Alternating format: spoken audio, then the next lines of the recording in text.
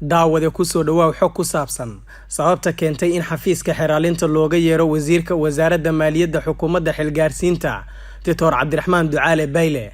ma dhabba inay jiraan arrimo la xiriira musuqmaasuq hanti la isdaba mariyay oo uu lahaa qaranka si aad u hesho xogtan waxaan ka codsanaynaa marka hore inaad boggeena like saarto ama YouTube-keena aad subscribe saarto mahadsanid daawade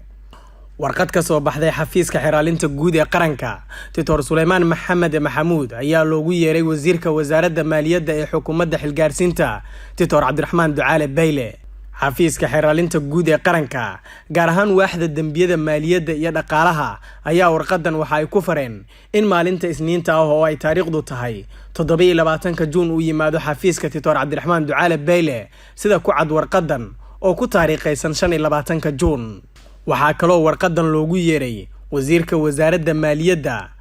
Dr. Cabdiraxmaan Ducaale Bayle lagu xusay in su'aalo laga weydiin doono maaliyadda uu xafiisku baarista ku hayo waxaa soo ifbaxaya isdabamarinta hanti uu lahaa qaranka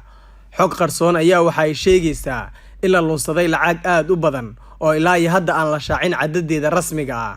lama soo oga halka ay ku soo dhamaan doonto baaristan uu bilaabay xafiiska xiraalinta guud ee qaranka taas oo hadda ku socota wasaaradda maaliyadda si gaar ah wasiirka wasaaraddaas Dr. Cabdiraxmaan Ducaale Bayle